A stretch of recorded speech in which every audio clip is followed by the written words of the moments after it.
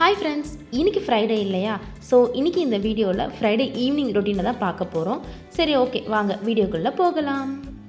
So morning பார்த்தீங்கன்னா work போயிட்டு வந்ததுக்கப்புறம் சோஷியத்தை இன்றைக்கி என் கூட கூட்டிகிட்டு போயிருந்தேன். அவனுக்கு லீவுன்றதுனால வந்துட்டு கொஞ்சம் நேரம் தூங்கி இன்றைக்கி ஆஃப் டேவே வந்தாச்சு. ஸோ கொஞ்ச நேரம் தூங்கி எழுந்திரிச்சாச்சு.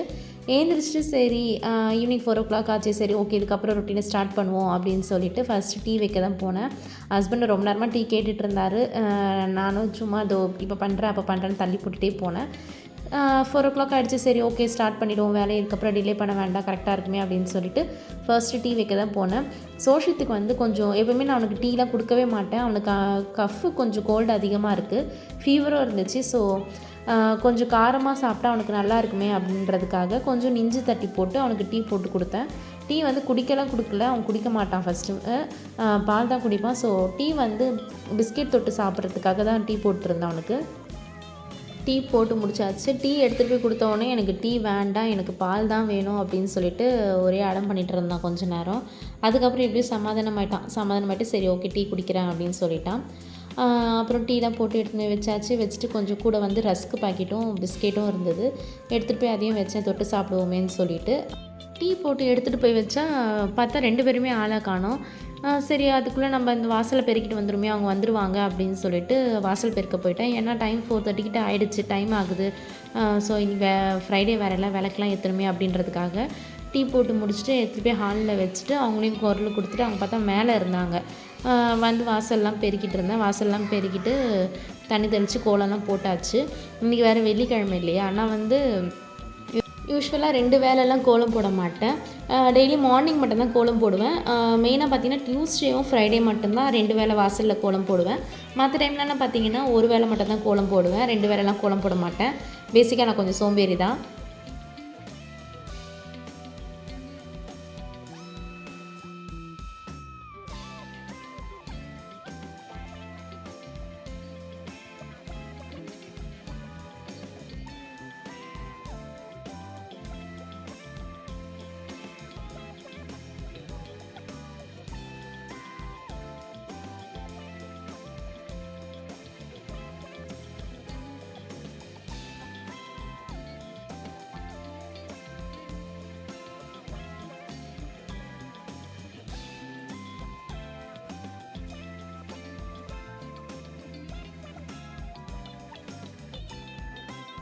டியூஸ்டே ஃப்ரைடே மட்டும் ஏன் நான் வாசலில் 2 வேளை கோலம் போடுறேன்னா, அன்றைக்கி அந்த 2 வேளை மட்டும் நான் கொஞ்சம் டீப்பாக சாமி கும்பிடுவேன்.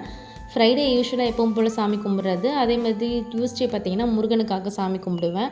அதனால் சாமி கும்பிட்றதுக்கு முன்னாடி திருப்பியும் ஒரு வாட்டி ஃப்ரெஷ்அப் ஆகிட்டு வாசல் கூட்டி கோலம் போட்டுட்டு சாமி கும்பிட்டா நல்லாயிருக்கும் அப்படின்றதுனால தான் 2 வேளை கோலம் போடுவேன். அதனால தான் மற்ற டைம்லலாம் 1 வேளை மட்டும் கோலம் போடுவேன்.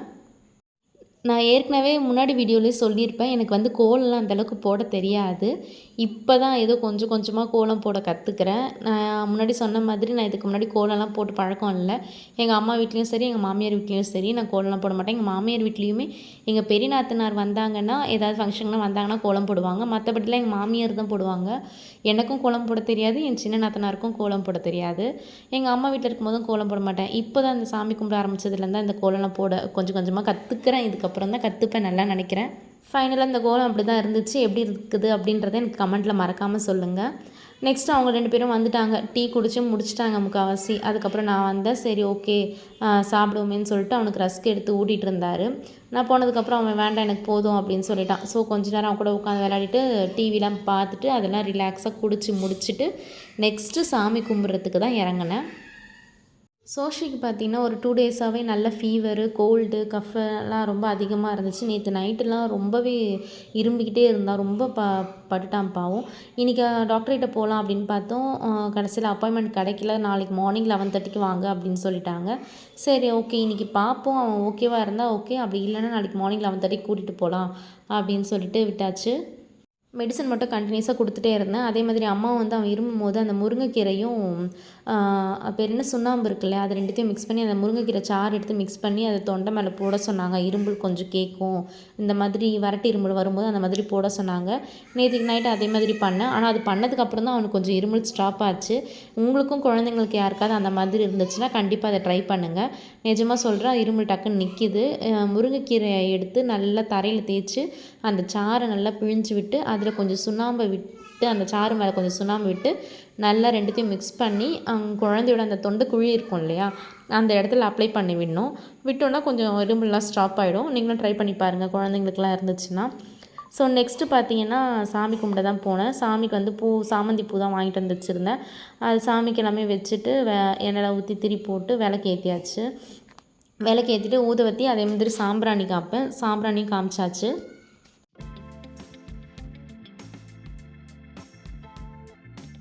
ஸோ வீட்டுக்கு வந்து சாம்பிராணி போடுறதுக்கு கொட்டாங்குச்சி எடுத்து வச்சுருந்தேன். நான் போன வீடியோவில் பார்த்தீங்கன்னா நான் அந்த தேங்காய் நார் வச்சு தான் போட்டிருந்தேன். ஏன்னா அந்த டைம் என்கிட்ட கொட்டாங்குச்சி இல்லை, எல்லாமே மழையில் நனைஞ்சு போச்சு.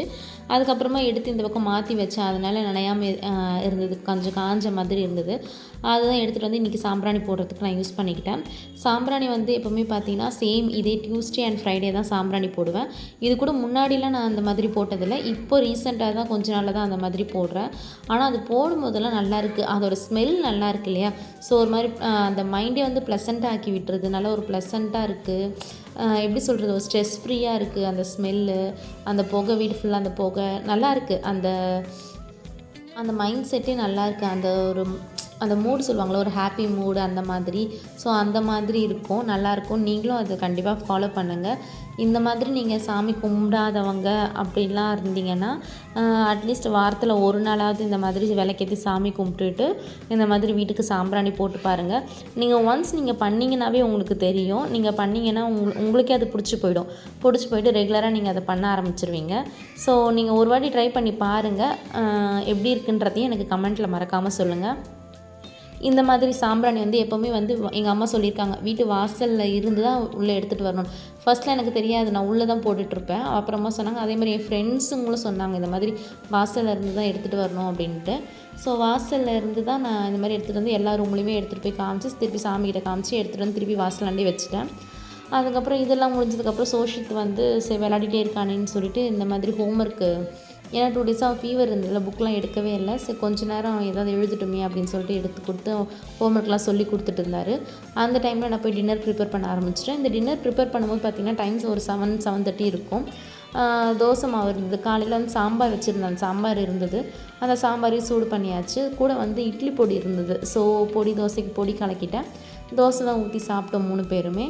சோஷித்துக்கு மட்டும் கொஞ்சோண்டு சீஸ் போட்டு தோசை ஊற்றி கொடுத்துருந்தேன்.